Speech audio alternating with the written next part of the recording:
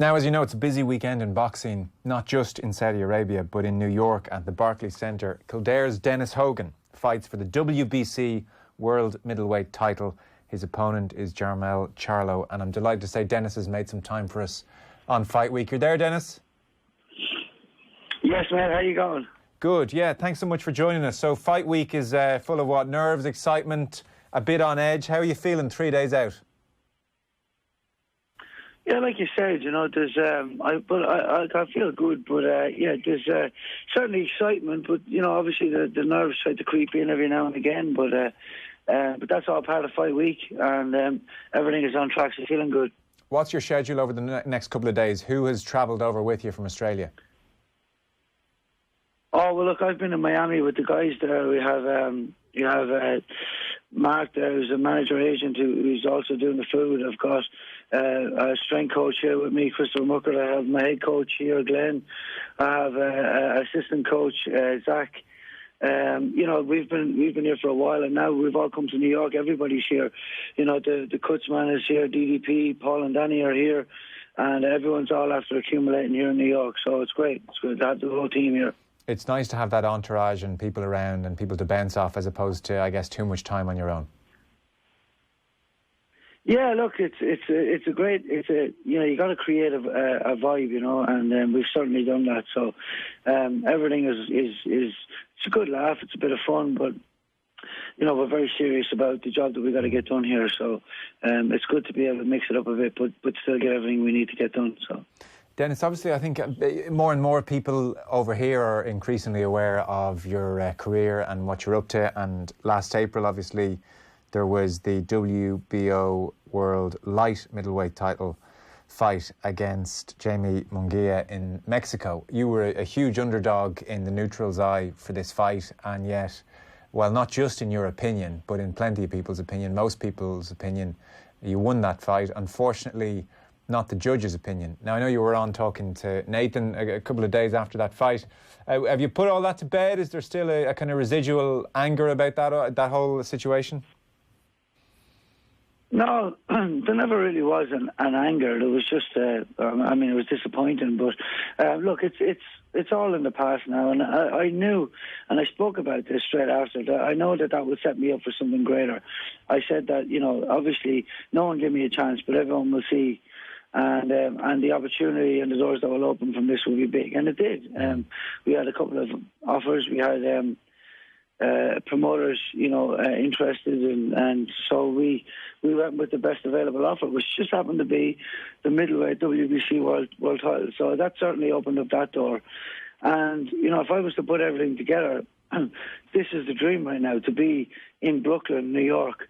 With everyone here. You know, my family's travelled over from Ireland, my friends, everyone from Australia, and this would be the dream. Would be to win the WBC middleweight world title in Brooklyn, New York. So everything's come together for the right reasons, and look, again, I've no resentment with what happened. Again, I just feel like it's happened for a reason.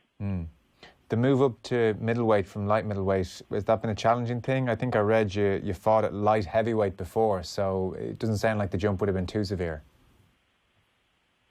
No, I mean, it's just easier for me.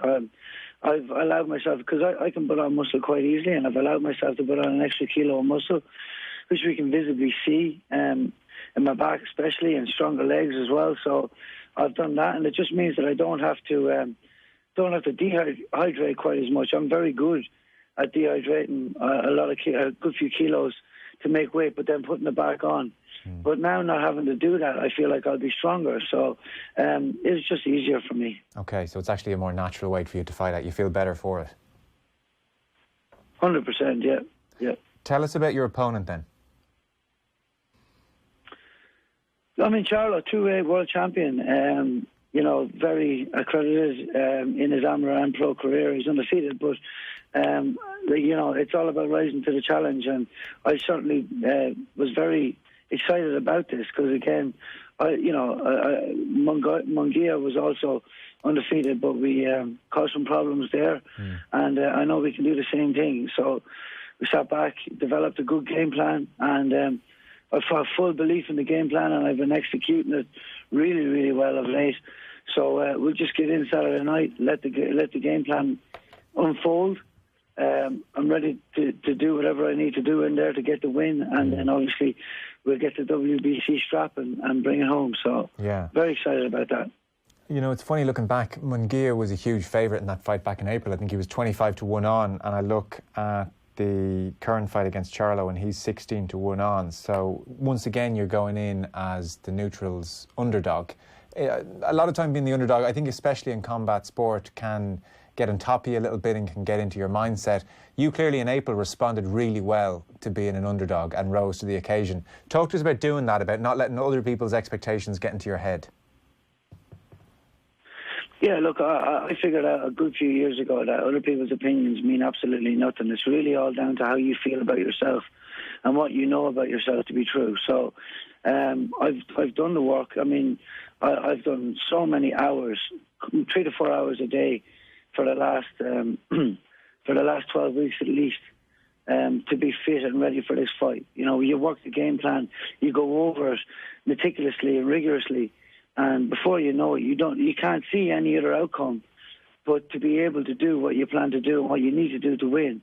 And then when that starts happening in your sparring and it starts happening everywhere else, on the bag, on the pads, everything's cracking, everything's going well, looking good, it starts to feel very real. So people's opinions never felt any good for me. Like I said, I do it for the people that believe in me, not for the people that don't. I don't care about those people. And myself, I've always said I'll be world champion. I started to believe it 8 years ago, and look what's happened since then. I shouldn't be where I am today, really, in terms of, you know, everyone's opinion. So I've got here. I'm ready to do what I need to do, and it's all good. Yeah, no, it certainly sounds it. I mean, people might listen to you and say, oh, you really kind of thought about doing this 8 years ago, and might think you're younger than you are. Like, you're 34 years old. It hasn't been a straightforward journey, clearly. Can you give people who maybe aren't as familiar with your story a sense of that, Dennis? Yeah, okay. So, I mean, I went professional, I think around 26 years of age. I always wanted to be a professional, and I never actually had any big goals to go to the Olympics or World Championships as an amateur. But it's. I mean, at that stage, I wasn't doing the work anyway. So, but I knew that when I went professional, that I would go all in. That was, you know, winning fights there and getting up as far as I could, and obviously the dream of being a world champion.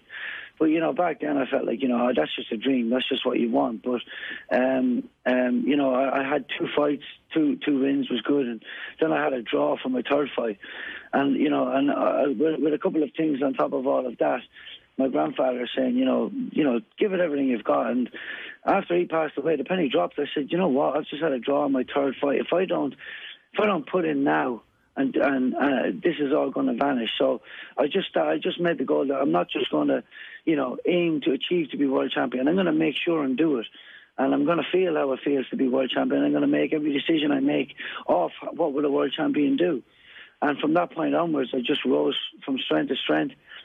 Got on TV fighting, got some really good wins, kept winning a national title, then world ranked, and here I am today now, going for my 3rd world title fight, and the belief is strong, very, very strong. I mean, I had strong belief going to Mexico that I would be world champion, and that didn't change, you know.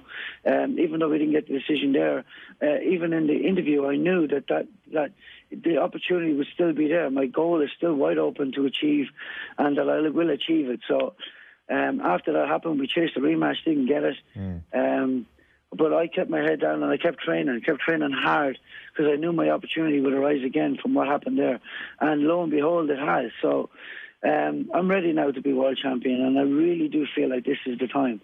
You know, so yeah, it's just it's exciting, but you know, I'm focused, and I've gone to a whole new level in my training since the Munguia fight. So very excited about all of that.